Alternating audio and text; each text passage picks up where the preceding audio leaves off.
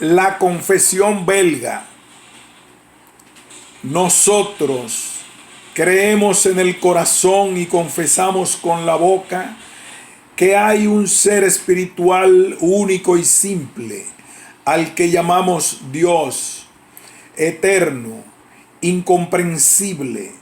invisible, inmutable, infinito, todopoderoso, perfectamente sabio, justo, bueno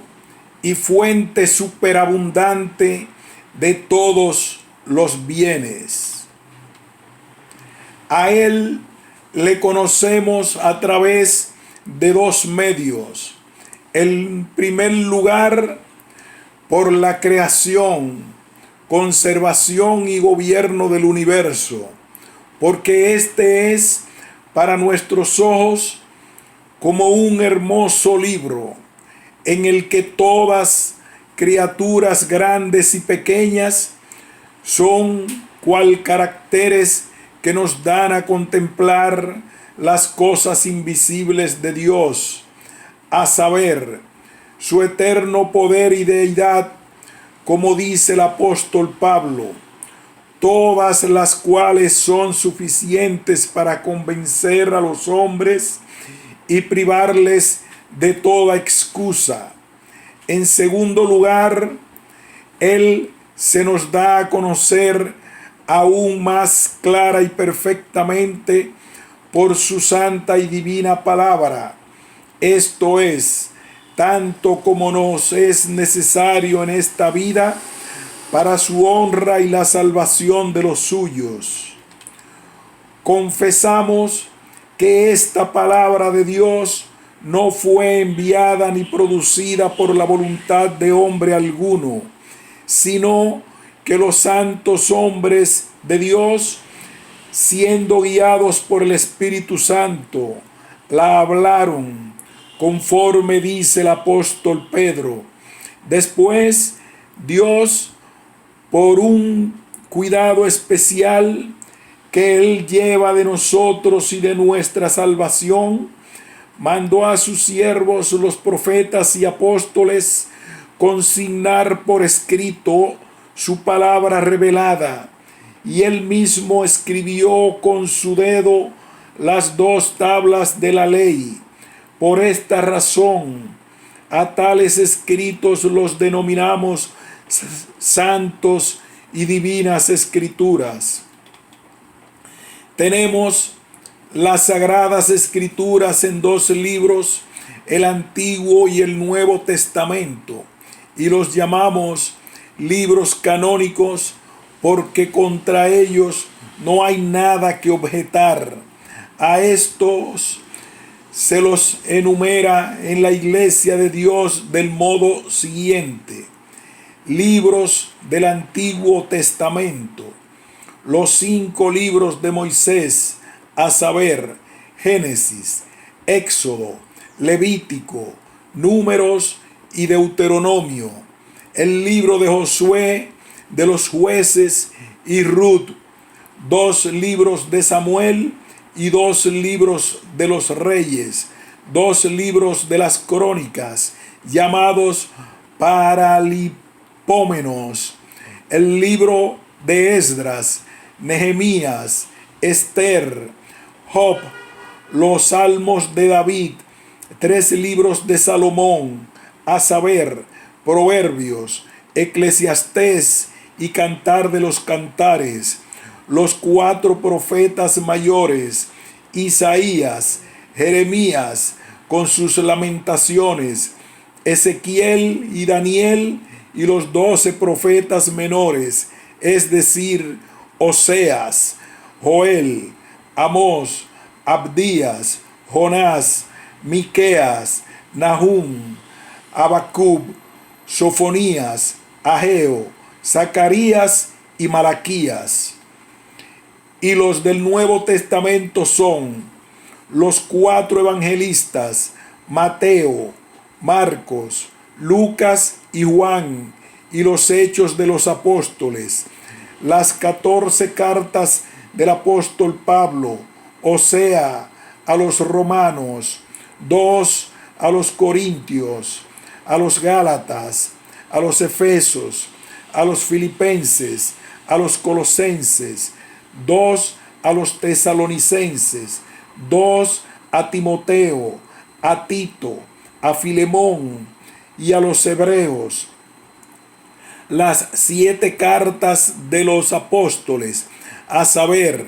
la carta de Santiago, 2 cartas de Pedro, 3 de Juan y la carta de Judas y el Apocalipsis del apóstol Juan. Únicamente a estos libros aceptamos por sagrados y canónicos para regular nuestra fe según ellos, para fundamentarla en ellos y con ellos confirmarla. Y creemos sin duda alguna todo lo que está comprendido en ellos, y eso no tanto porque la Iglesia los acepta y los tiene por tales, sino sobre todo porque Espíritu Santo nos ha dado testimonio en nuestros corazones que son de Dios, y porque también tienen la prueba de ello en sí mismos. Cuanto advertimos que los ciegos mismos pueden palpar que las cosas que en ellos se han predicho y acontecen. A estos santos libros los distinguimos de los apócrifos, que son los siguientes: el tercero y cuarto libro de Esdras, el libro de Tobías, Judith, el libro de la sabiduría, Eclesiástico, Baruch, lo que se ha añadido a la historia de Esther, la oración de los 3 mancebos en el fuego, la historia de Susana, la de la imagen de Bel y del dragón, la oración de Manasés y los libros de los Macabeos. La Iglesia podrá leer estos libros y también tomar de ellos enseñanzas, en tanto en cuanto que estén de conformidad con los libros canónicos, pero carecen de poder y autoridad para apoyar en ellos algún artículo de la fe o de la religión cristiana, pues podrían disminuir o contradecir la autoridad de los otros libros sagrados. Creemos que esta Santa Escritura contiene de un modo completo la voluntad de Dios, y que todo lo que el hombre está obligado a creer para ser salvo se enseña suficientemente en ella, pues ya que toda forma de culto que Dios exige de nosotros se halla allí extensamente descrita, así no les es permitido a los hombres, aunque incluso sean apóstoles, enseñar de otra manera que como ahora se nos enseña por la Sagrada Escritura. Es más, ni aunque fuera un ángel del cielo, como dice el apóstol Pablo, Gálatas 1:8, porque como está vedado añadir algo a la palabra de Dios o disminuir algo de ella, Deuteronomio 4:2, Apocalipsis 22:19. Así, de ahí se evidencia realmente que su doctrina es perfectísima y completa en todas sus formas. Tampoco está permitido igualar los escritos de ningún hombre, a pesar de lo santos que hayan sido, con las divinas escrituras, ni la costumbre con la verdad de Dios, pues la verdad está sobre todas las cosas, ni el gran número, antigüedad y sucesión de edades o de personas, ni los concilios, decretos o resoluciones, porque todos los hombres son de suyo mentirosos y más vanos que la misma vanidad. Por tanto, rechazamos de todo corazón todo lo que no concuerda con esta regla infalible, según nos enseñaron los apóstoles, diciendo: probad los espíritus si son de Dios. Juan 4:1. Asimismo, si alguno viene a vosotros y no trae esta doctrina, no le recibáis en casa. Juan 1:10. Según y esta palabra de Dios, así creemos en un solo Dios, el cual es una única esencia en la que hay tres personas, real, verdadera y eternamente distintas según sus incomunicables atributos, y que son el Padre, el Hijo y el Espíritu Santo. El Padre es la causa, origen y principio de todas las cosas, tanto visibles como invisibles. El Hijo es el Verbo, la sabiduría y la imagen del Padre. El Espíritu Santo es el eterno poder y potencia, procediendo del Padre y del Hijo, de tal manera, sin embargo, que esta distinción no hace que Dios sea dividido en tres, ya que la Sagrada Escritura nos enseña que el Padre y el Hijo y el Espíritu Santo,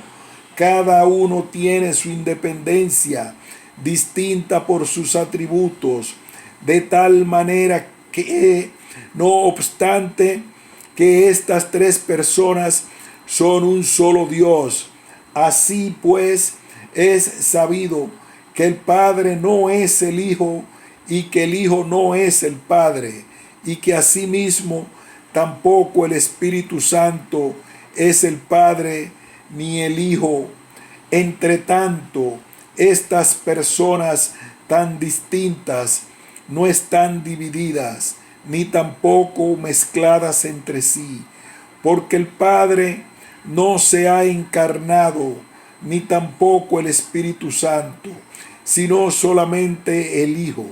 El Padre nunca ha sido sin su Hijo, ni sin su Espíritu Santo,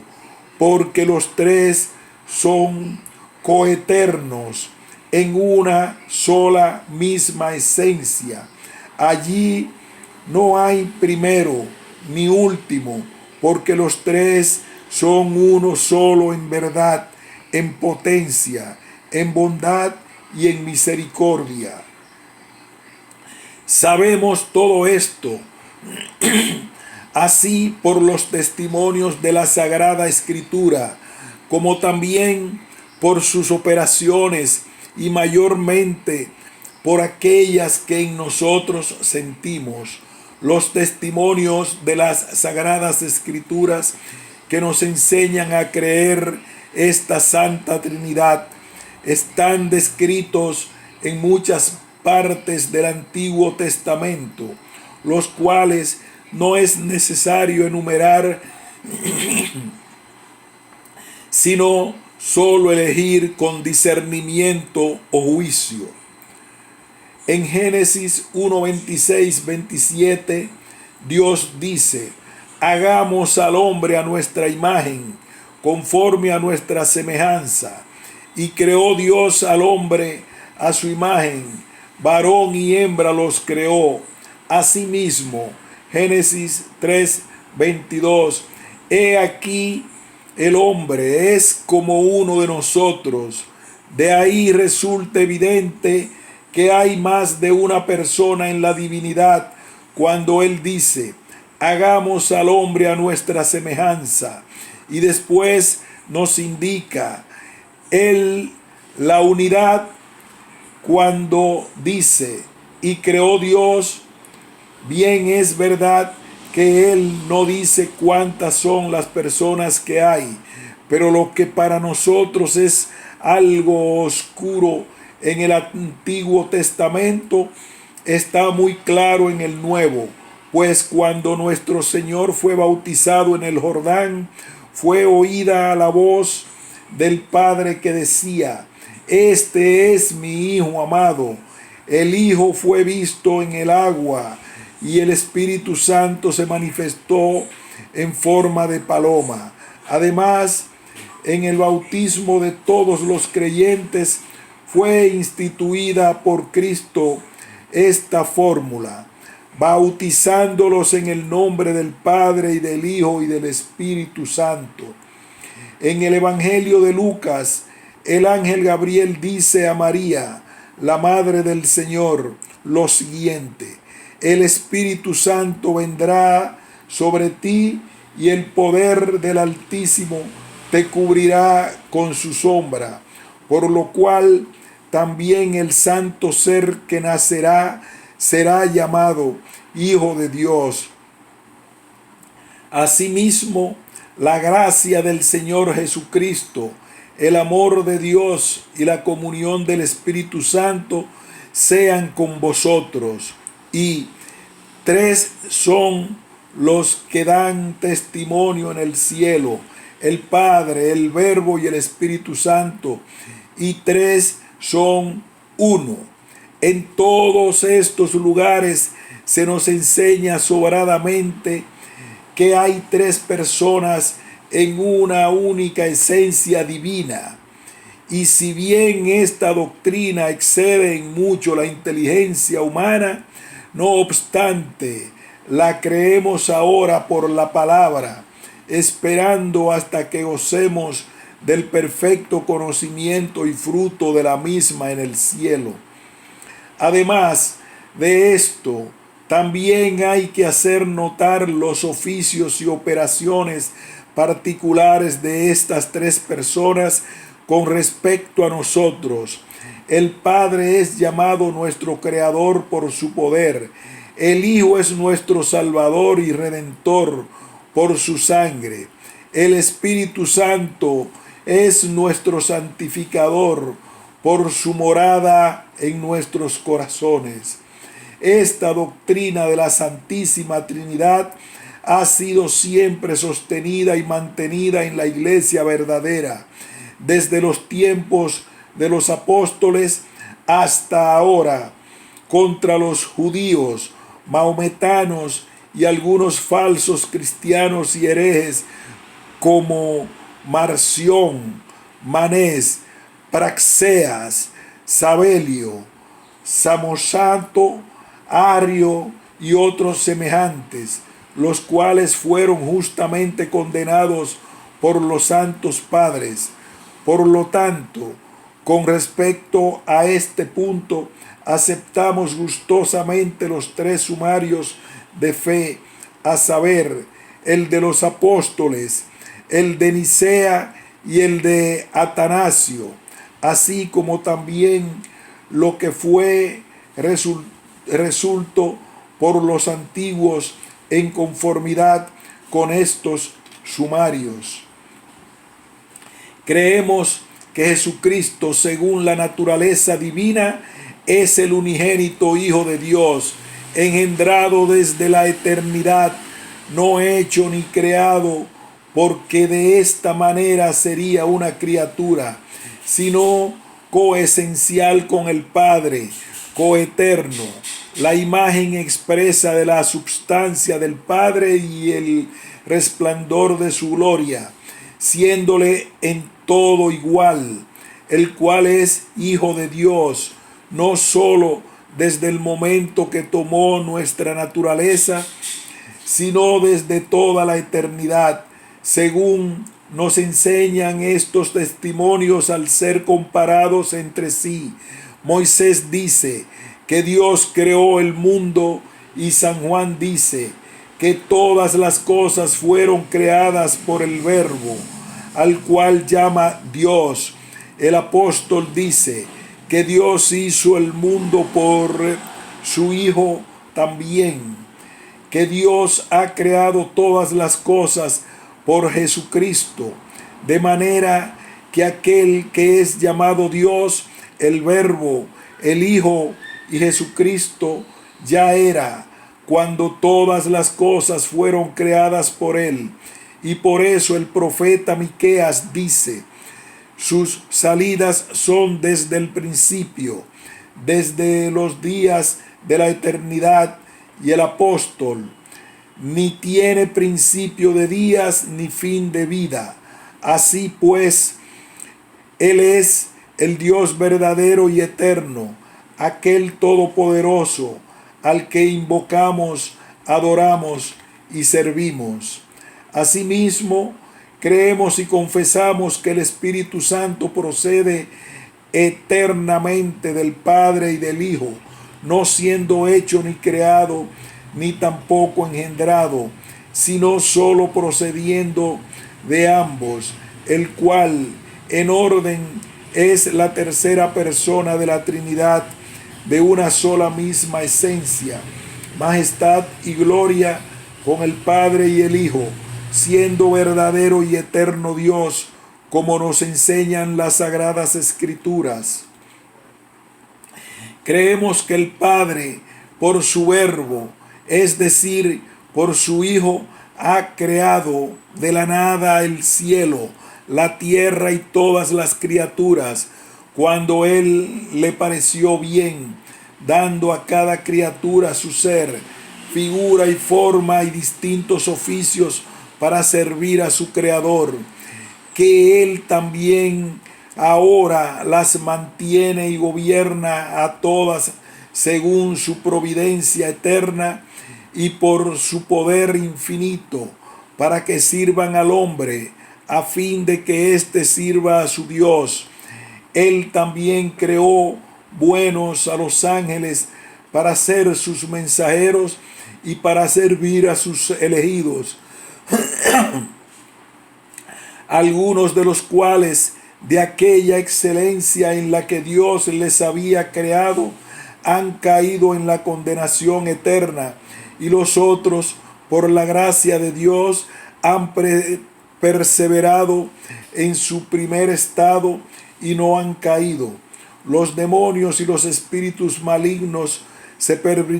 pervirtieron de tal manera que son enemigos de Dios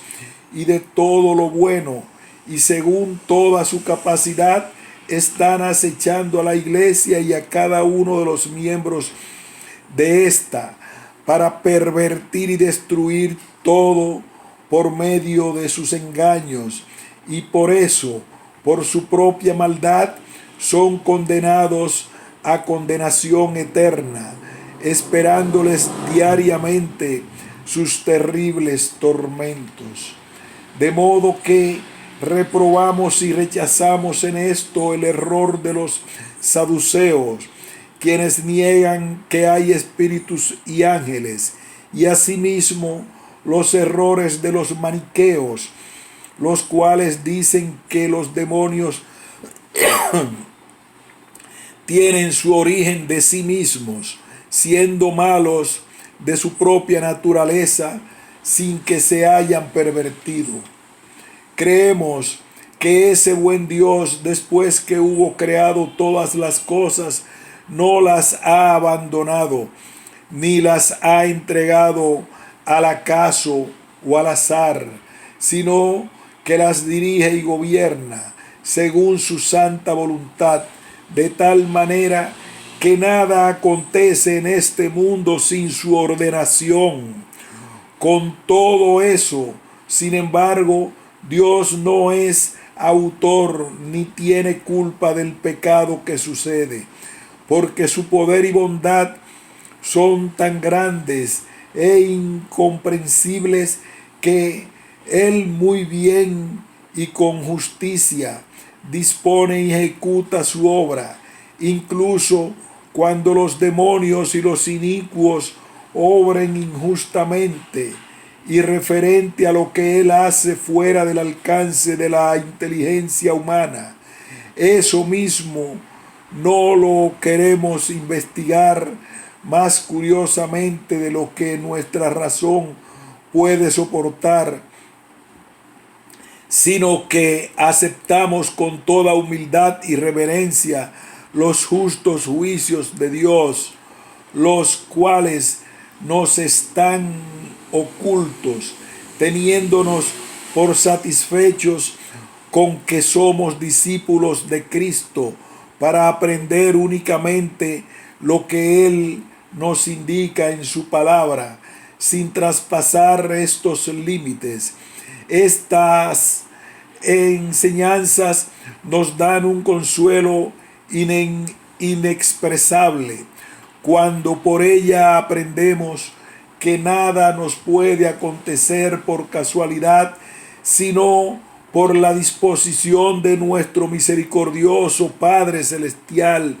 que vela por nosotros con cuidado paternal, sujetando a todas las criaturas bajo su dominio, de tal manera que ni un solo cabello de nuestra cabeza, pues están todos contados, ni un solo pajarillo puede caer sobre la tierra sin la voluntad de nuestro Padre, de lo cual nos fiamos sabiendo que Él reprime a los demonios y a todos nuestros enemigos, los cuales no nos pueden perjudicar sin su permiso y voluntad. Y en esto reprobamos el execrable error de los epicúreos que dicen que Dios no se inmiscuye en nada y deja acontecer casualmente las cosas. Creemos que Dios ha creado al hombre del polvo de la tierra y lo ha hecho y formado según su imagen y semejanza, bueno, justo y santo, pudiendo en su voluntad convenir en todo con la voluntad de Dios, pero cuando anduvo en honor, no lo entendió él así, ni reconoció su excelencia, sino que por propia voluntad se sometió a sí mismo al pecado y por ende a la muerte y la maldición, prestando oídos a las palabras del diablo, pues transgredió el mandamiento de vida que había recibido y por el pecado se separó de Dios, que era su vida verdadera, habiendo pervertido toda su naturaleza, por lo cual se hizo culpable de la muerte física y espiritual, y habiéndose hecho impío, perverso y corrompido en todos sus caminos, ha perdido todos los excelentes dones que había recibido de Dios, no quedándole de ellos más que pequeños restos, los cuales son suficientes para privar al hombre de toda excusa, ya que toda la luz que hay en nosotros se ha trocado en tinieblas, como nos enseña la Escritura diciendo: la luz en las tinieblas resplandece, y las tinieblas no prevalecieron contra ella. Aquí San Juan llama tinieblas a los hombres,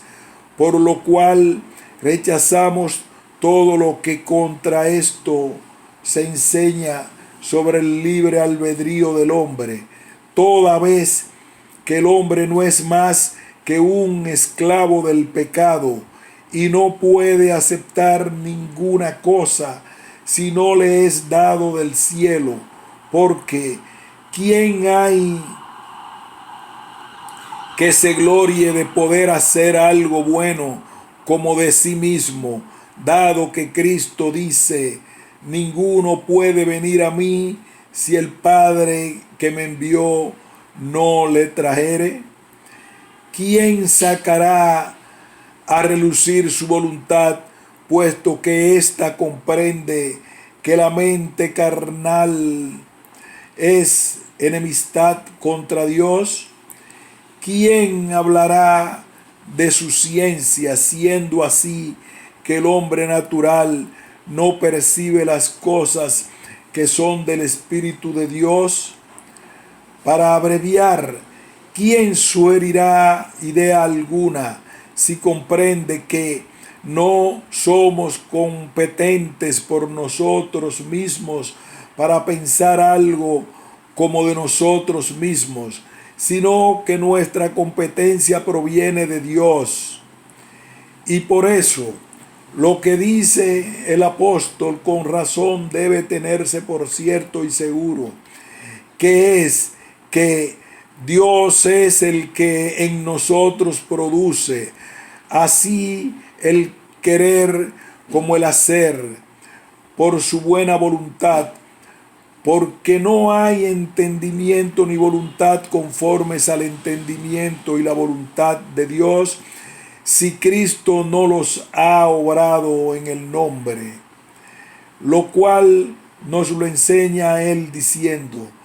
porque separados de mí nada podéis hacer. Creemos que por la desobediencia de Adán el pecado original se ha extendido a toda la raza humana, el cual es la depravación de toda naturaleza y un defecto hereditario, con lo que aún los niños pequeños son contaminados en el seno de sus madres, y que producen en el hombre toda clase de pecados,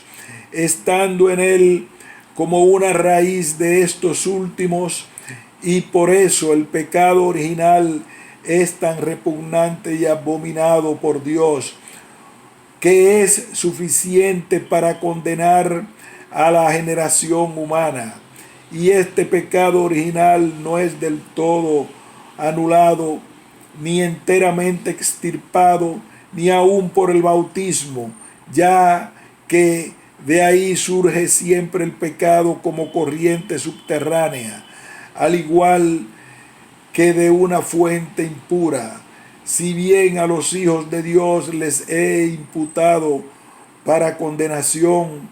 si no les es perdonado por su gracia y misericordia, no para dormirse tranquilamente en el pecado, sino para que la sensación de esta corrupción haga a los creyentes gemir frecuentemente, deseando ser librados de este cuerpo de muerte. Y en esto rechazamos el error de los pelagianos, que dicen que este pecado no es sino imitación. Creemos que estando todo el linaje de Adán en perdición y ruina por el pecado del primer hombre, Dios se mostró a sí mismo tal cual es, a saber, misericordioso y justo. Misericordioso porque saca y salva de esta perdición a aquellos que Él, en su eterno e inmutable consejo de pura misericordia, ha elegido